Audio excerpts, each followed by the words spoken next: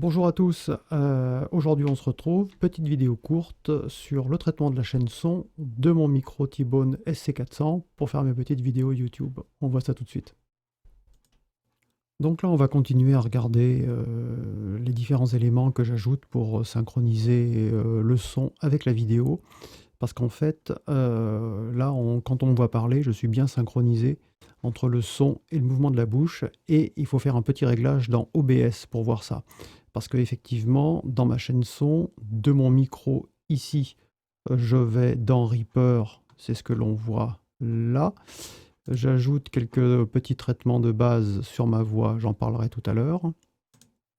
Et après, de Reaper, donc, je vais vers OBS. Donc là, on est dans OBS et c'est là que je vais régler le décalage de son que je peux avoir entre l'entrée vidéo. Donc dans ma vidéo précédente, on avait vu que je passais mon caméscope dans le périphérique de capture vidéo à Vermedia. Donc c'est l'image de moi que l'on voit ici. Et si je veux une bonne synchronisation, eh bien en fait, il va falloir que je travaille l'offset.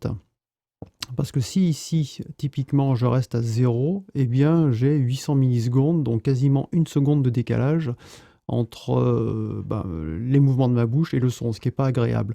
Donc il faut tester autour de 500 millisecondes, et là j'ai trouvé que, comme point de départ, et là j'ai trouvé que 800 millisecondes était la bonne valeur.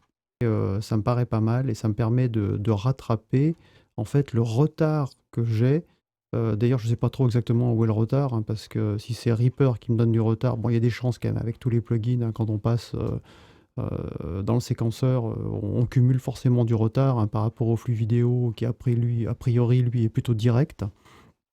Donc là, eh bien, 800 millisecondes me donnait quelque chose de correct. Alors, il faudrait peut-être mettre 850, 750. Bon, mais enfin, l'ordre de grandeur est ici.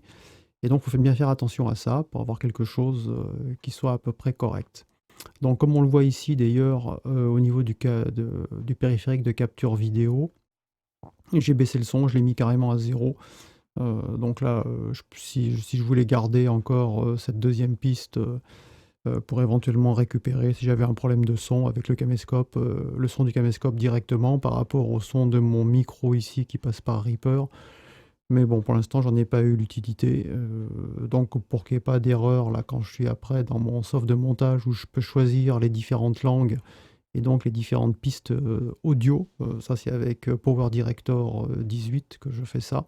Bah là, je l'ai mis à 0, comme ça, je crains pas de faire d'erreur. Dans un cas, j'ai du son, dans l'autre, j'ai pas de son, donc je crains pas de me tromper entre les deux pistes audio qui sont celles de mon micro T-Bone SC400 ici, ou bien le micro du cam qui est là-bas.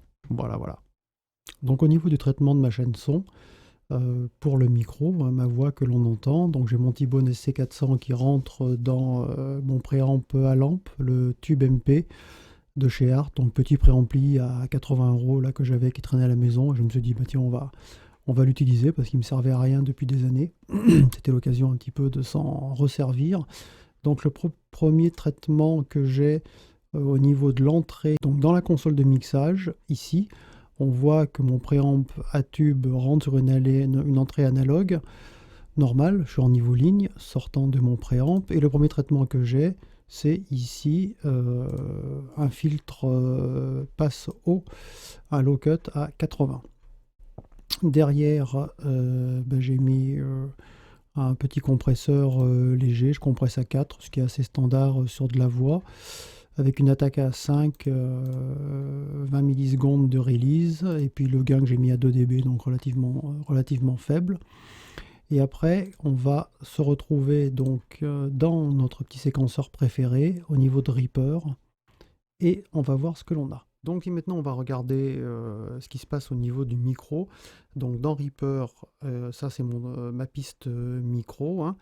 Donc en passant par mon préamp à tube, petite chaîne d'effets pour améliorer un peu l'aspect vocal, le minimum je dirais, un plugin pour travailler la voix et un gate que l'on voit ici, hein, qui est un des très bons plugins de Reaper. Ils sont très très bien ces plugins.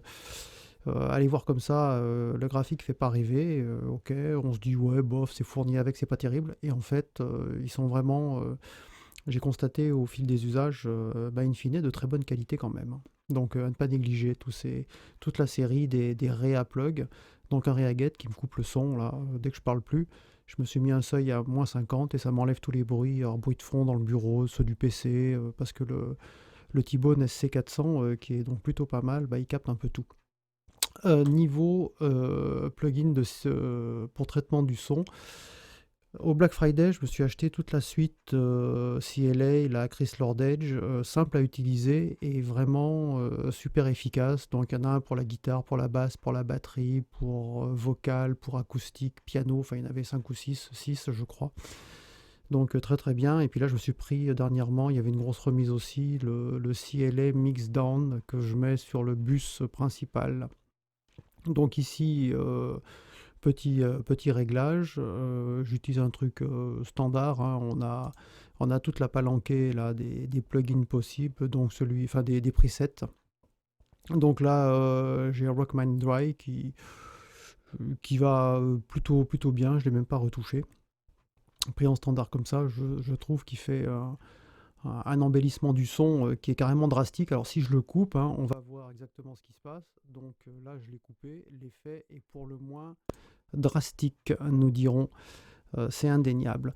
Alors, donc ça, c'est sur cette piste. Et sur mon bus principal de sortie, alors donc là, on a le Stream pour envoyer vers OBS. C'est ce que j'avais montré dans ma vidéo précédente. Et j'ai aussi le CLA Mixdown ici. Alors là, je l'ai coupé parce que je trouve que sur ma voix, ça faisait vraiment too much.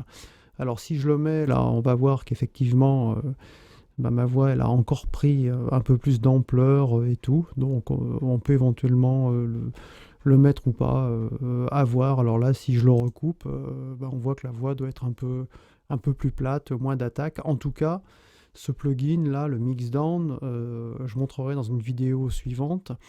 Quand on est vraiment dans de la musique avec tout un backing track, plus la guitare, donc de la batterie, de la basse, du clavier, de la guitare, tout ça, ça apporte une clarté et vraiment une mise en puissance et un éclaircissement au niveau du mix qui est vraiment remarquable. Et lui, en ce moment, chez Wave, je l'ai eu à 23 euros. C'était 25 dollars ou 26 dollars. 23 euros, je l'ai pris cette semaine. Excellentissime. Voilou.